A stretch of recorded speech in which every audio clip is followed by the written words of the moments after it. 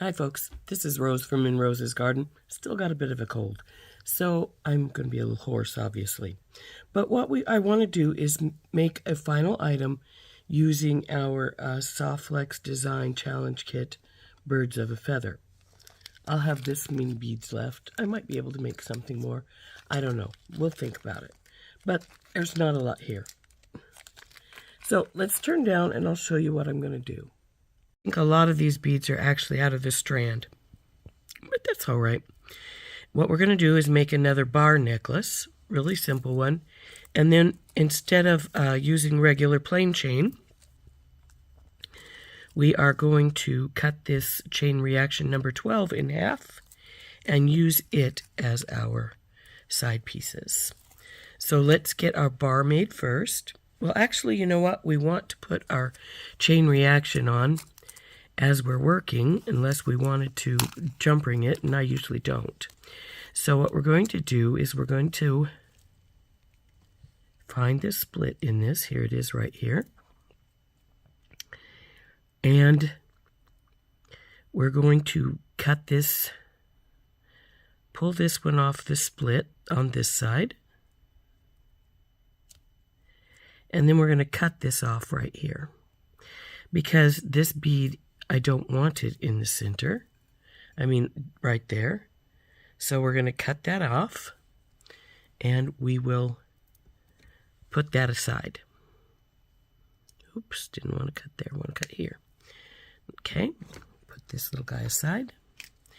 And now what we're going to do is we're going to take this. This is the pattern I'm going to put these in, by the way. I'm going to, oh, that goes over here. But, oh, well, you'll see better in a minute. So then we're going to have to cut this in half. These chains are 18 inches. With the bar, it's going to be a little longer than that, obviously. So then we want to cut this piece in half. So we've got 4 links in here, so we'll just cut it right here. And you know what? I just realized something. We will put this on jump rings because this has tiny little holes, and I do not think my wire will go through it. It will not even close. So we will jump ring the sides onto the bar, but in the meantime, we're going to get the bar made. I have decided we're going to jump ring the chain reaction on. We can just start doing our necklace here. I've got a piece of 20 gauge wire. This is 7 inches. I probably don't need that much. So we are going to do a 90-degree turn.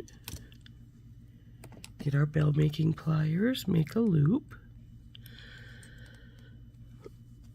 Bring it around, straighten her up. Grab hold of the loop.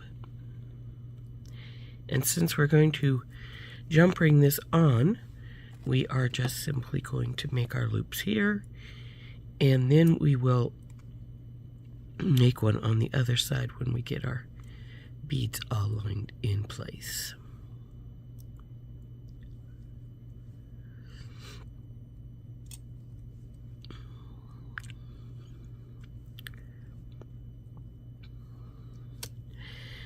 So cut this excess off right here. Hold it again while we tuck this side in. So get this tucked in pretty darn good here. There we go. Now we'll line our beads up here and get them onto here. So we're going to start with the crystal. Then the bead cap, this rondelle, isn't that pretty? I love this. This giant washer spacer. This next rondelle, the bigger one, I love these. This giant daisy spacer. This other big rondelle, the washer spacer. The other one of these, the other bead cap, and our other crystal. Now because I want this bent a little bit, I'm going to bend it a little right now, and we're going to go up this way. That's more than I want because I don't want that daisy spacer to pop out there like that. So let's just give it a little bit. That's probably good. Now because this one is facing this direction, we want this one to also. So we'll put this in, give it another 90-degree turn. See how much extra wire I have? I don't need that much, but since I have it, I have it. So then put the in, over and around, bring it over, bring this over, straighten her up some, take her off these pliers, grab hold of it with one of these, turn it so that I'm working with the hand I prefer to work with, and then we'll just start wrapping.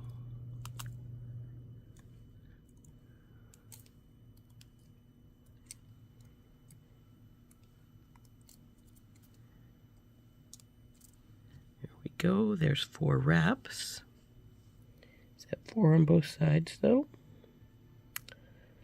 Let's see where my end on this side is right here. So I want this to end over here also. So let's grab that again and bring this wire more to this side. Now I'm going to cut the excess off and tuck it in.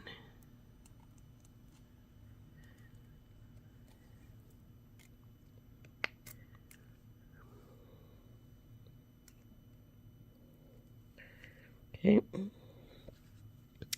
Now are these even? Yeah, they're pretty even with each other, so that's good. A little bit of bendy in here, here, and here. And then we're going to take our jump rings and we'll open them up. Now I considered using the Tinky Tots, but then I decided that it just might not have enough. Well, let's try them. We can try one, and if it doesn't work, we'll just take it off. It needs to be able to move around though, so if it doesn't, then of course we're going to take this back off and use one of the bigger ones. But let's see what we got here. So then we'll open this baby up, take it over our bar, take it through our, and close it up.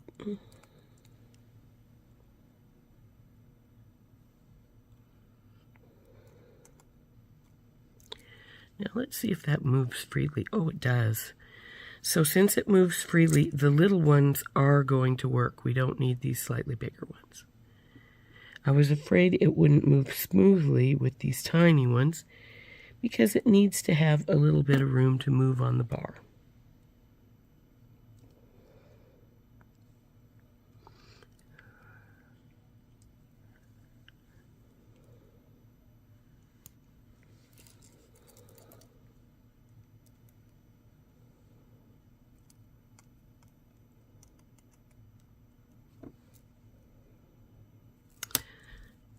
But it is moving pretty smoothly, so no problem. So that's that portion done. That's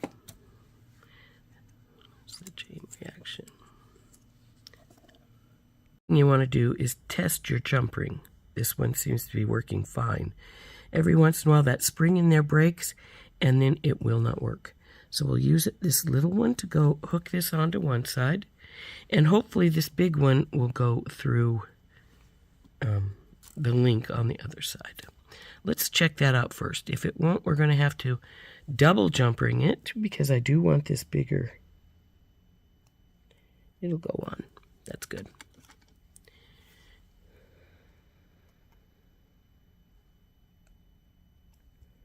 Close it up.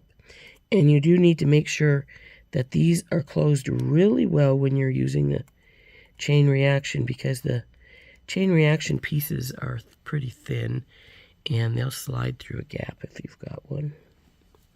So now for the other side.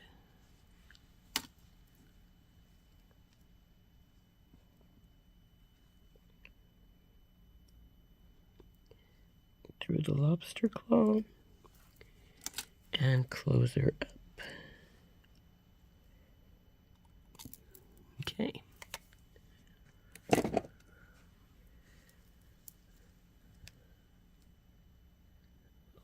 that on. And there's our bar necklace all finished. Isn't that cute? The chain reaction really matches the these beads, which I just love quite well. And I think it turned out really pretty. So there we go. Simple little bar necklace. So there we go. One more pretty little bar necklace made from our some of the last beads from our strand. And like I say, these crystals are from In Love. Actually, I think it's With Love. But and then our chain reaction number 22. Yes. Nope. Chain reaction number 12. Chain reaction number 12. Birds of a Feather. And this is what I have left from my Birds of a Feather kit. Not much here, but there's a few things. One of the things that I really want to find a home for, though, are those these beautiful gold coin beads. I'm going to have to see what I can do with those. I don't think there's enough in here to do anything with them, unless well, no, I don't see enough of anything for anything here, because I really don't have two of anything else except for the fluted bead caps and a few of the super duos. So I'll give it some thought. But that's the last of my beads, and this is my last, probably my last project with our Birds of a Feather kit. Now, I really think this turns out cute. And it's a nice little length for just simple. Pretty. This has been Rose from In Rose's Garden, and we'll see you next time. Bye-bye.